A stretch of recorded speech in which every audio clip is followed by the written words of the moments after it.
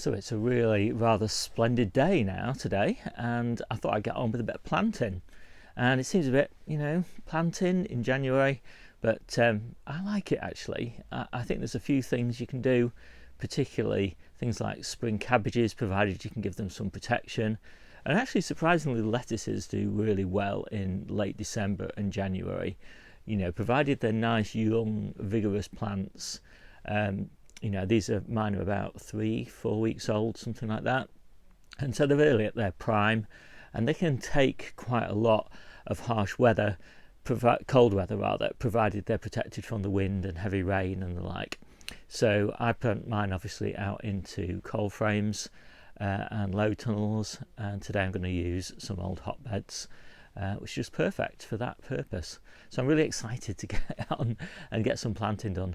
It's really nice. It feels like the new year is really moving forward. This is the first bed that I'm going to plant this year, and I've just taken out some salad rocket because the last thing we need at the moment is more salad rocket. We've got loads of that.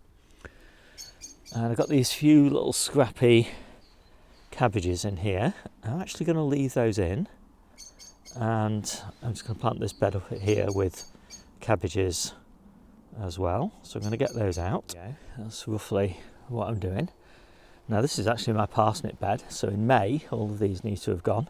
So we'll be harvesting all of these as loose leaf, and that's just fine because we've got absolutely loads of cabbages back at home, which we're going to leave to heart up. So I'm going to get those holes dug, and I am going to fleece these fairly soon. In fact, I'm going to take that fleece there and pop it over these, because we've got a bit of a cold snap coming. I mean, they're fairly well hardened off because they've been in the polytunnel, and it got down to -4 in the polytunnel a couple of days ago, so they're no stranger to frosts. My beds are quite rich, but I have put a bit of fertiliser in these. This is composted poultry manure and seaweed. Quite a nice mix. This probably won't be very bioavailable given how cold it is, but I don't really want these plants to put on much growth at the moment, so hopefully by the time it warms up in March, then it'll be nice and available as the plants start growing. I also don't normally dig, but I have dug today.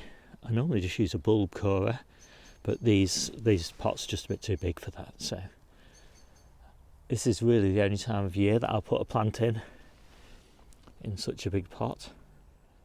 So those are all nicely planted, and I don't like to have the fleece resting on top of these plants when they're so young and tender. They're easily damaged, so I'm just holding them off with these little Coke cans. And as I said, that's the fleece I'm after. So there we go, really pleased with that. And these are not getting much light now because obviously with the mesh and then the fleece, that's not ideal, but it's kind of necessary for the first couple of weeks just to get them settled in, maybe actually the first 4 weeks, and then I'll pop this fleece on. And this is a much looser weave, and it just keeps the frost off a little bit and the wind, so it's quite useful. And I'm just taking this off. Look, and I've just found a dead mouse, and it's been eating my ochre. So the ochre looks fine though. A little bit's been munched, but not too badly. The next thing I'm going to plant is this Navara and this Marvel of all seasons, and I'm going to plant that in one of my old hotbeds. I don't do hotbeds anymore because I found that just by starting things inside in modules, you basically get the same results as you get with a hotbed. It's only about 2 weeks difference. It's just not worth the hassle. But the beds are fantastic. So they're like a super deep coal frame. They go another 6 inches down underneath, and they're full obviously of compost, and that compost originally was raw, and over the years it's composted down and it's really rich now, so it's basically like planting in a compost bin. And I found they're just absolutely fantastic for doing early baking potatoes. So that's what's going to happen in these. All early baking potatoes planted out in kind of, between the beginning and the end of April. And I actually plant them out with pre-sprouted potatoes. So they're grown in large plant pots, so they get a really good early start. Because my objective with these when I do the early baking potatoes is that they are in full leaf by the middle of May. So they're in full leaf by then, because May and June are our sunniest months, and that means I can harvest baking potatoes really early in the beginning of July. So this is all being planted with those lettuces. I'm giving up on this chard. In fact, I'm giving up on chard on the allotment full stop, because there's just such a lot of rust and fungal spot diseases and things on the allotment site for chard. It's just not worth it. So that's all going. We're just going to grow chard at home. So I'm going to get that cleared and I get that replanted, and then these lettuces will all be harvested before those potatoes go in. So sort of April, to the middle of April sort of time scale. As hearted lettuces, of course. So that's the beds prepared. About 9 inches, I think, something like that, 9-10 inches between each lettuce. This bed's quite dry, so I've given it the holes a really good pre-water, but I don't want to wet it anymore, because lettuces and high humidity levels, and especially wet stems, don't really go together in winter. So I'll keep them as dry as I can.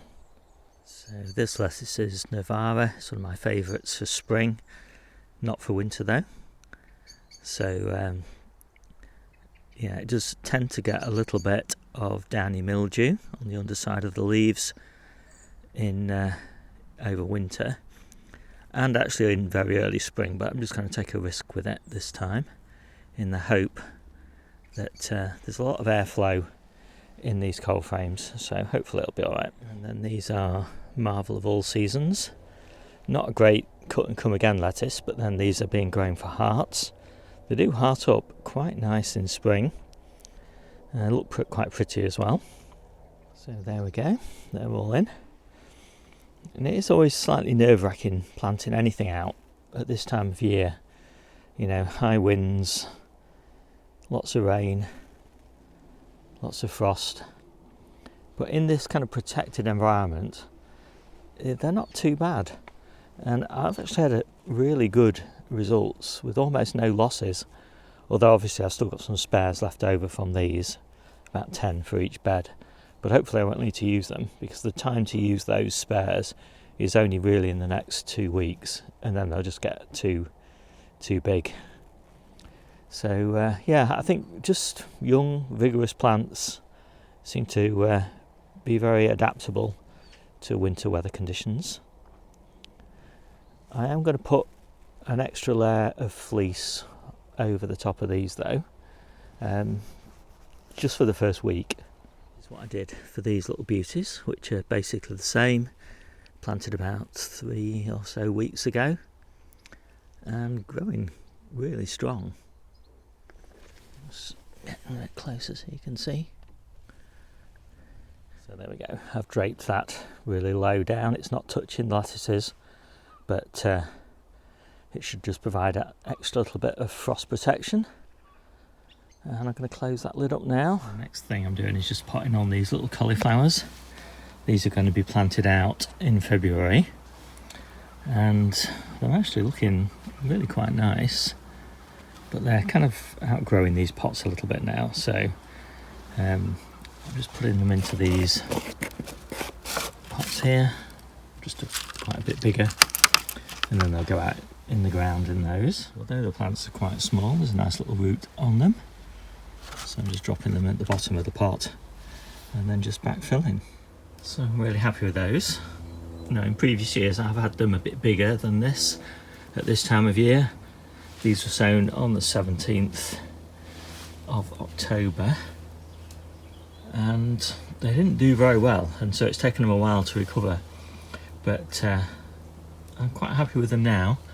And as I said, by mid-February these should be twice this size, provided we get some more sunny days like we've got right now. And these are the Cabbages. All of these are going to be planted in the polytunnel, baby sprouts for leaves, etc. So hope you like this quick video. My name's Steve, this is the Seaside Allotment channel, and I'll see you soon.